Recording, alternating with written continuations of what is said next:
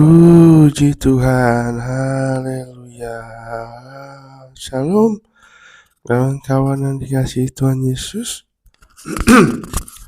Kembali lagi dalam program kita bahas baca Alkitab setiap hari. Kita akan terus setiap hari kita akan terus membaca Alkitab, kita akan terus merenungkan firman Tuhan sehingga kita akan dapat mengerti kehendak Tuhan di dalam kehidupan kita, karena di dalam Alkitab, di dalam firman Tuhan, itu adalah akan menuntun hidup kita dari hari ke hari sampai kepada kesempurnaan seperti Kristus. Haleluya, kawan-kawan. Nah, kita akan melanjutkan pembicaraan kita, pembacaan kita, maksud saya merenungkan firman Tuhan kita, karena program ini adalah kita akan terus membaca firman Tuhan secara berurutan. Nah, saat ini kita sudah masuk di dalam Kejadian 39. Sebelum itu, mari kita bersatu di dalam doa. Allah Bapa kami yang bertata di dalam kerajaan surga, Tuhan Yesus Kristus yang baik, kami bersyukur Tuhan karena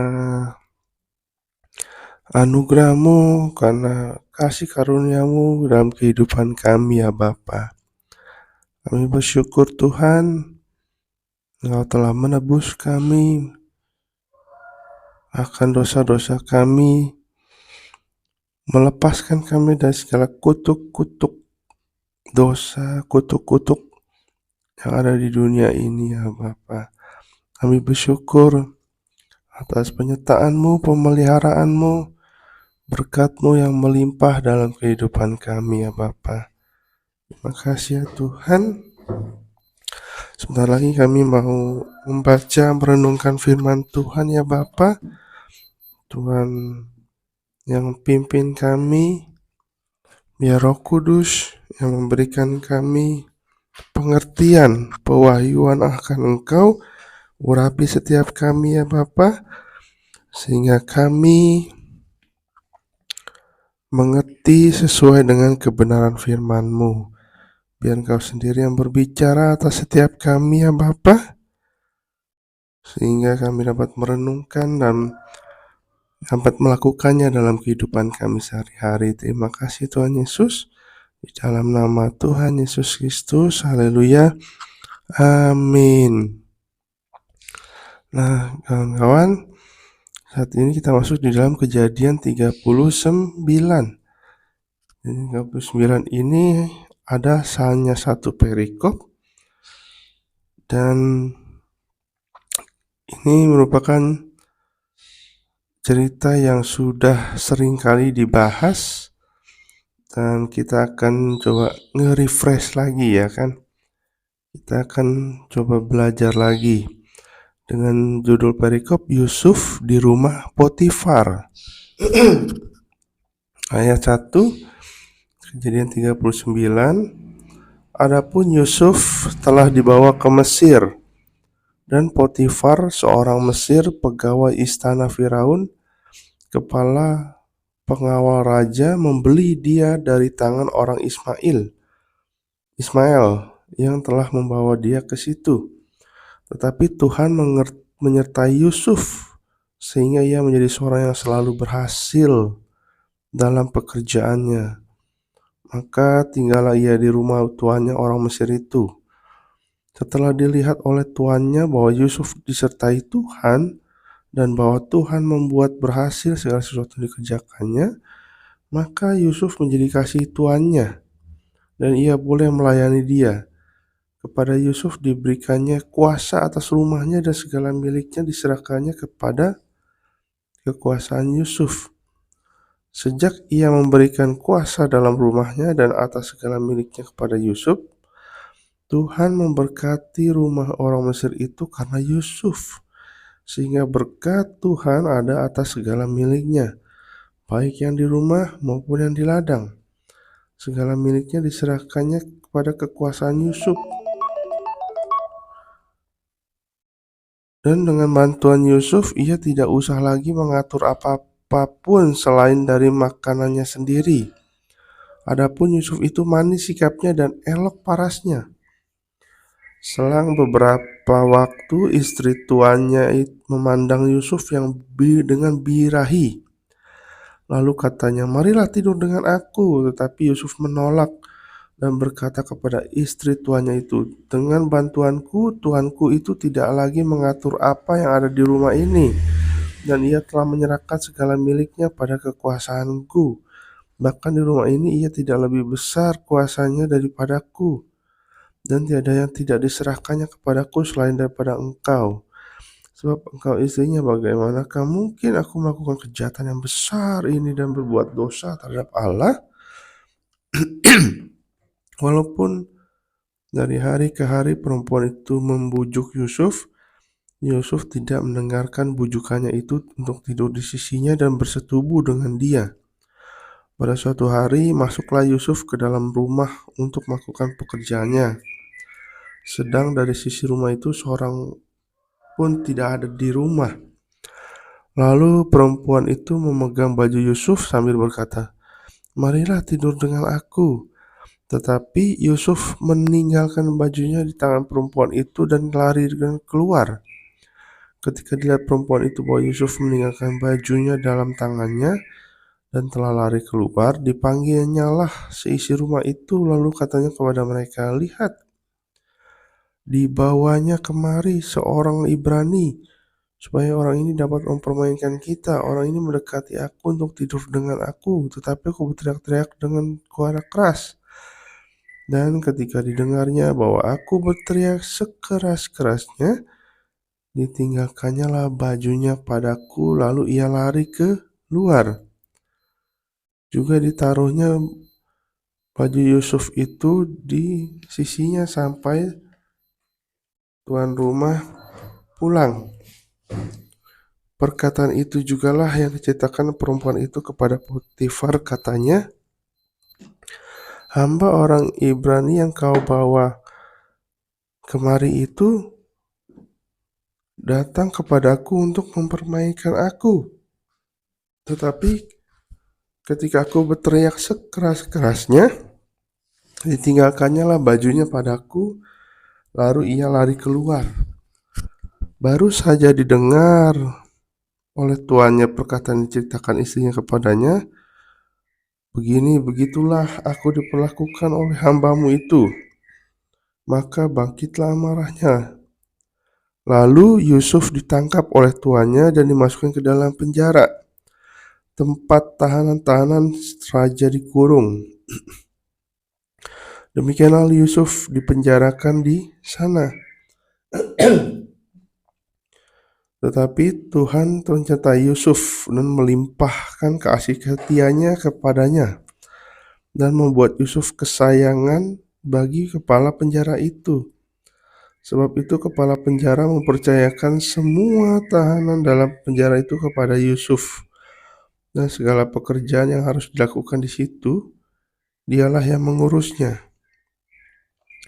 Dan kepala penjara tidak mencampuri segala yang dipercayakannya kepada Yusuf, karena Tuhan menyertai dia, dan apa yang dikerjakan dibuat Tuhan berhasil. Amin. Nah, kawan-kawan, di sini kita bisa ambil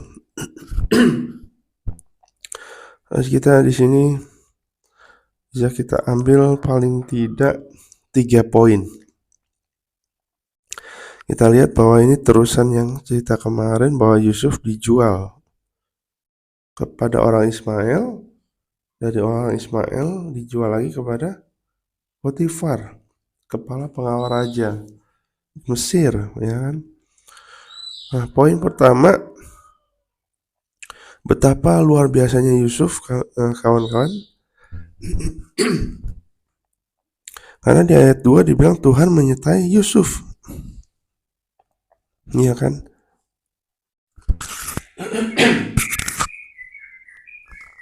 Tuhan menyertai Yusuf.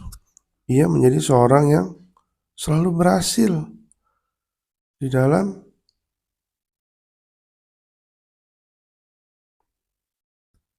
pekerjaannya. Walaupun dia sebagai budak, dibeli sebagai budak di Mesir, di rumah Potifar, pengawal raja, tapi Tuhan menyertai Yusuf. Yusuf ini orang yang luar biasa, kawan-kawan, ya kan? Kita lihat Yusuf itu disertai Tuhan. Tuhan membuat berhasil. Artinya Yusuf berkenan di hatinya Tuhan, kawan, ya kan? Nah, Yusuf itu karena disertai Tuhan, dia juga akhirnya mendapatkan kepercayaan. Nah, kita belajar di sini, kawan, kalau kita sungguh-sungguh disertai Tuhan, kita berkenan di hadapan Tuhan, kita punya hubungan yang baik dengan Tuhan kita Yesus Kristus, kita imani, kita percaya bahwa dimanapun kita ada, ya kan, dalam pekerjaan, dalam usaha, dalam pelayanan, dalam apapun di rumah tangga, lingkungan rumah kita, Tuhan pasti akan membuat berhasil. Dan bukan hanya itu, kita ini adalah sebagai buku yang terbuka. Jadi orang-orang akan melihat kasih Tuhan, kemuliaan Tuhan di dalam hidup kita. Kalau ada Tuhan menyertai kita, kawan-kawan, ya kan? Seperti yang Yusuf ini. Sehingga bisa dipercayakan lebih. Mungkin di dalam pekerjaan kita akan dipromosikan, dalam pekerjaan akan diangkat gitu, ya kan? Karena orang melihat ada Tuhan di hidup kita, kawan-kawan. Bukan hanya itu aja, tapi di sini dibilang Yusuf itu juga manis sikapnya dan elok parasnya. Wah, paket lengkap, ya kan? Udah ganteng, udah keren. Dia juga disertai Tuhan, takut akan Tuhan. Jadi paket lengkap. Nah, siapa yang mau nih, kawan-kawan, ya kan?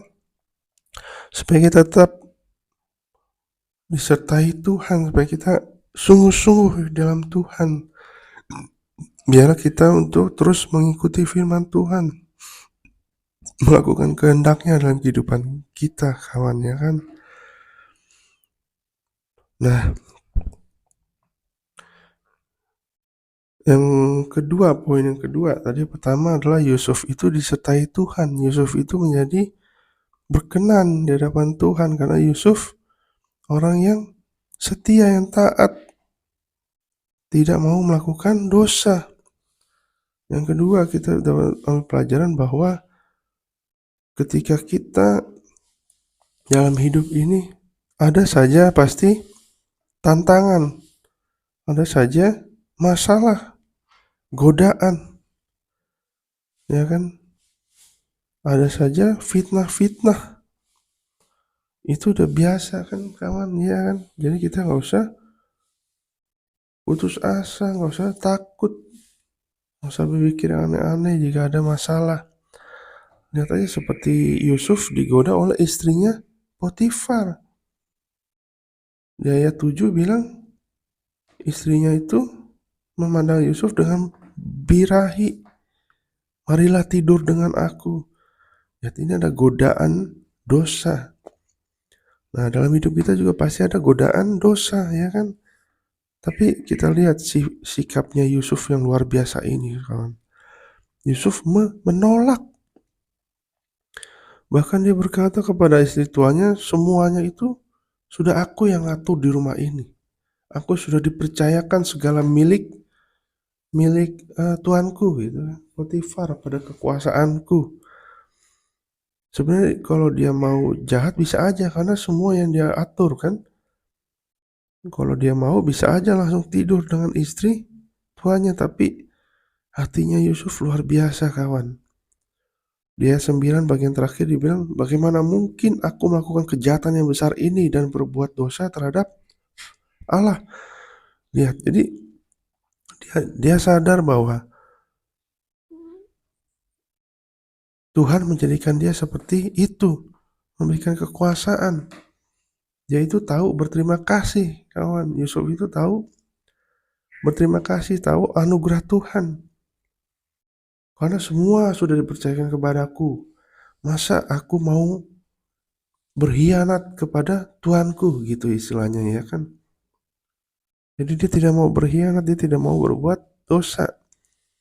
Karena sudah begitu baik Tuannya itu, ya kan? Potifar itu sudah begitu baik, karena sudah menyerahkan semuanya ke dalam tangan dia.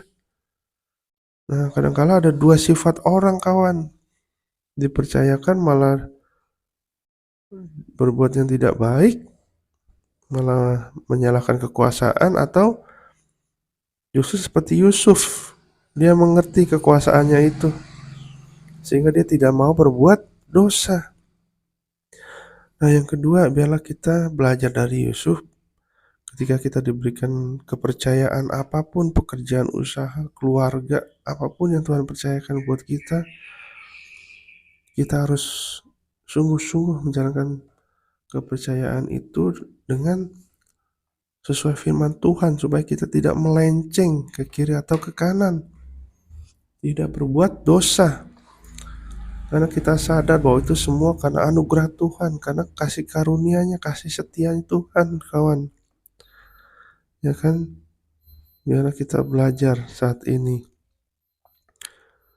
untuk sungguh-sungguh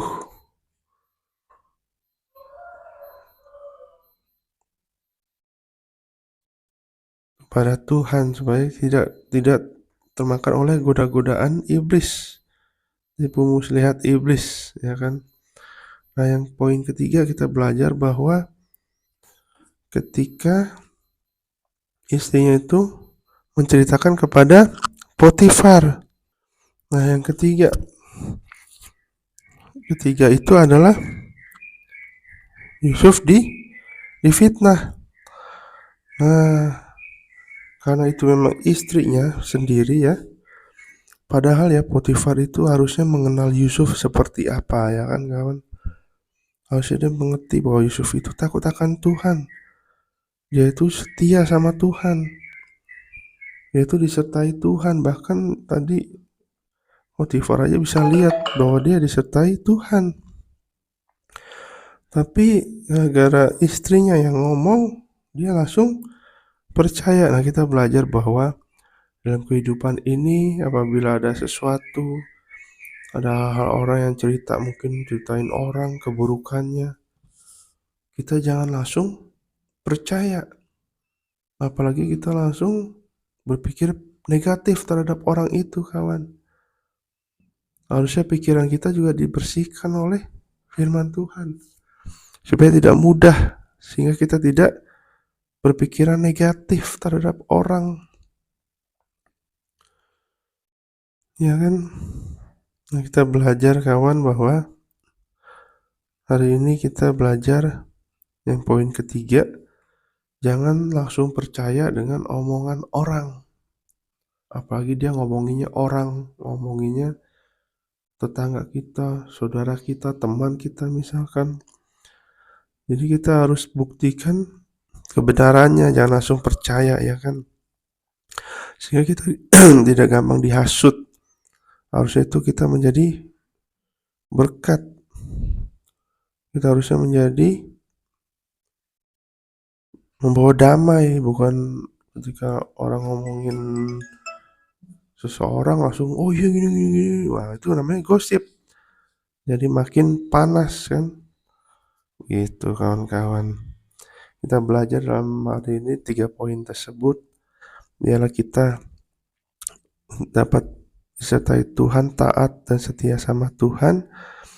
Yang kedua, walaupun ada tantangan, godaan apapun, kita harus tetap kuat. Iman kita harus tetap kuat bersama-sama dengan Tuhan. Karena masalah godaan itu biasa. Dan yang ketiga, ketika ada hal-hal yang dibicarakan orang, kita jangan langsung percaya, kita harus buktikan. Karena dalam firman Tuhan, ujilah segala sesuatunya. Uji lewat firman Tuhan, supaya hidup kita tenang, hidup kita tidak berpikiran negatif. Mari kita bersatu dalam doa. Bapa yang baik, terima kasih Tuhan, kami sudah belajar firman Tuhan dari Yusuf di rumah Potifar ya Bapa. Terima kasih atas firman-Mu Tuhan, kami dapat belajar 3 poin ini ya Tuhan. Biar kami terus hidup seturut kehendak-Mu, hidup setia kepadamu, sehingga kami percaya juga Engkau selalu menyertai hidup kami ya Bapa. Dari segala tantangan, godaan, biar Engkau yang berkati kami, kuatkan, teguhkanlah hati kami ya Bapa, sehingga kami dapat kuat dalam menghadapi masalah kehidupan ini, pergumulan-pergumulan, tipu muslihat iblis dalam kehidupan kami. Terima kasih Tuhan, dan kami juga mau hidup untuk tidak langsung percaya dengan orang yang bicara apa kepada kami ya Bapa, sehingga kami tidak berpikiran negatif terhadap orang-orang tersebut ya Bapa. Biar kami penuh kasih, biar kami penuh membawa damai, membawa sukacita dimanapun kami berada, sehingga kemuliaan Kristus terpancar dalam kehidupan kami. Makasih ya Tuhan, Yesus memberkati kami semua pada hari ini, dan kami juga bersyukur Tuhan atas hari yang indah ini yang Kau berikan buat hidup kami.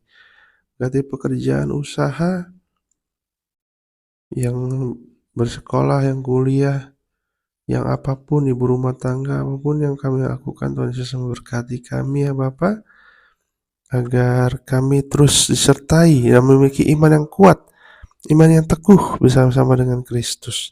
Makasih ya Bapa, kami serahkan hari ke dalam tangan-Mu. Hari ini adalah hari berkat, hari ini adalah hari kemenangan bersama Kristus, dan hari ini adalah hari pengalaman kami bersama dengan Kristus, mujizat-Mu terjadi dalam kehidupan kami. Terima kasih ya Bapa. Hanya di dalam nama Tuhan Yesus Kristus, haleluya, amin. Amin. Ya, terima kasih kawan-kawan, kita sudah belajar lagi firman Tuhan. Biarlah kita terus mengikuti program ini, membaca firman Tuhan setiap hari secara berurutan, sehingga kita dapat mengerti isi Alkitab, isi hati Tuhan di dalam kehidupan kita hari demi hari, dan dari kitab demi kitab, demi ayat, demi pasal. Terima kasih. Jika program ini memberkati saudara, boleh di like, boleh di share, boleh di subscribe, ya kan? Jika memang menurut kawan-kawan ini baik, ya, sesuai firman Tuhan ya, saya akan terus meminta bimbingan Tuhan, tuntunan Tuhan untuk kita belajar firman Tuhan. Terima kasih, Tuhan Yesus memberkati kita semua. Bye.